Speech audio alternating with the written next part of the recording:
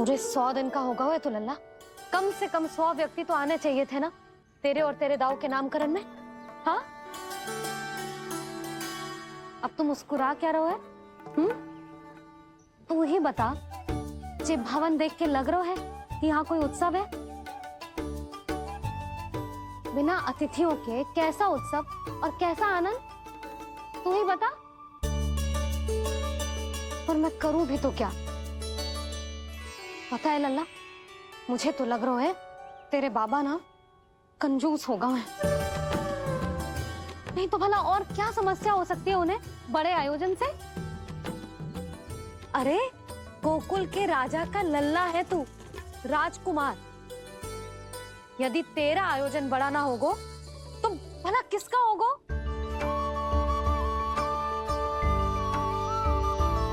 मेरी ही भूल है, मैं भोली हूं, इसीलिए व्यर्थ में तेरे बाबा की बातों में आ गई। मैं भोली हूं ना, व्यर्थ में उनका कहा मान गई। किंतु अब ना मैं कोई मांग रखूंगी, ना मैं उनसे बात करूंगी। और कहे देती हूँ लल्ला, सावधान जो इस बार तू बीच में आया तो। हाँ नहीं तो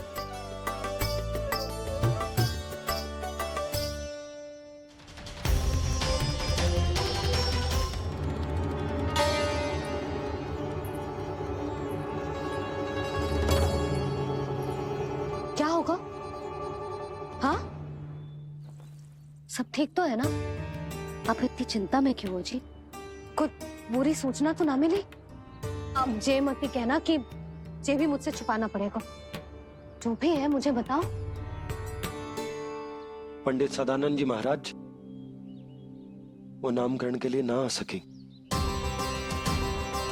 उनकी बिटिया के पांव भारी, उसे लिवाने वो समधियाने गए। ये तो शुभ समाचार है।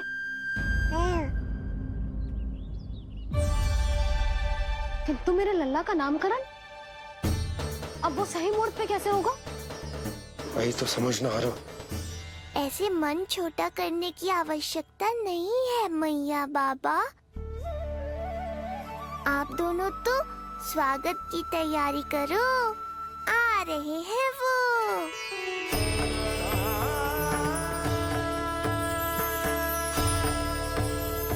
लो, आ गए वो जिनकी मुझे प्रतीक्षा थी। आप दोनों व्यर्थ ही चिंता कर रहे थे।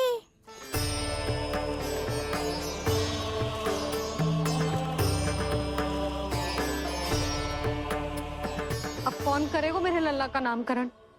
ऋषि गर्ग,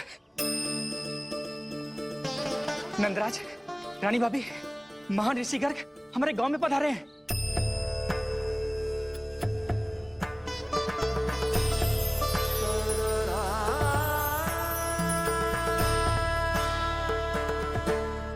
ऋषि गर्ग गोकुल में?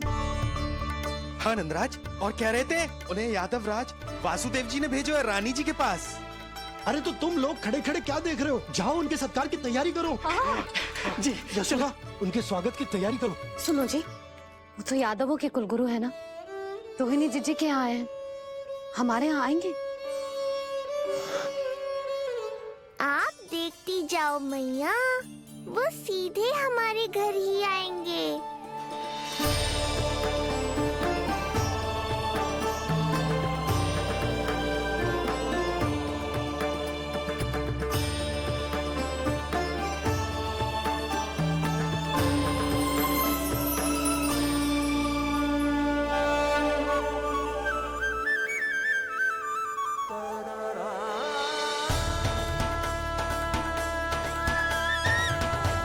ये क्या हो रहा है मुझे?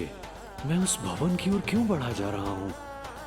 क्योंकि आपके यहाँ आने से ही मेरी मैया बाबा की चिंता समाप्त होगी ऋषिवर। ये बात तो मैं न जानता, परंतु मुझे जाकर उनको स्वागत करना चाहिए।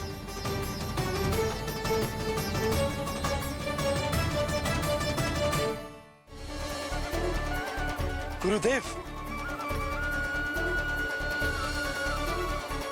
कल्याण हो। भगवान श्री नारायण के महान भक्त आज हमारे गांव में पधारे।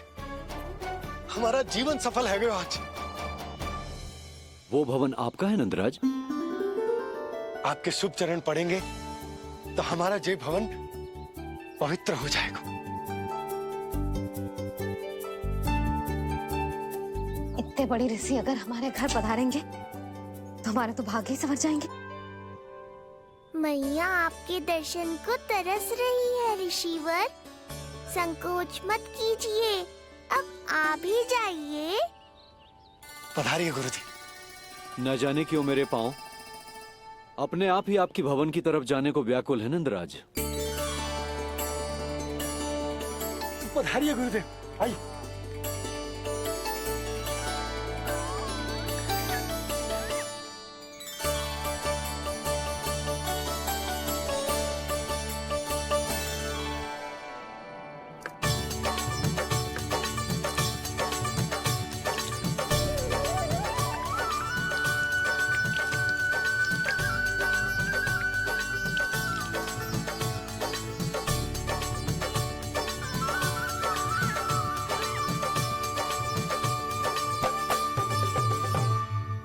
कल्याण हो। पधारिए।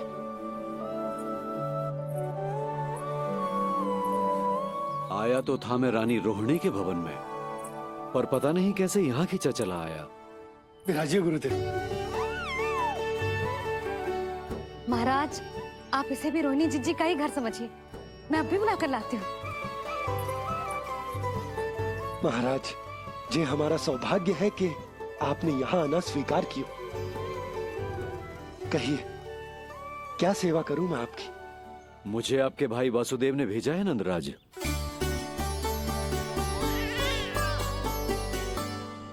प्रणाम गुरुदेव। स्वामी जी ने आपसे इतनी दूर आने का आग्रह किया है, अवश्य ही कोई बड़ा कारण होगा। कारण तो है, आपके पुत्र का नामकरण करने आया हूं मैं यहाँ।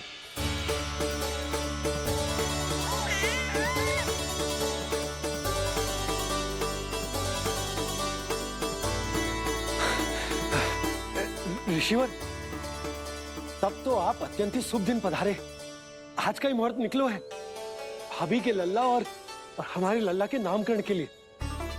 हम तो पंडित जी गांव से बाहर हैं, इसीलिए आप। अब तो आप यहाँ आ गए हो, आप हमारे भी लल्ला का नामकरण कर दो ना।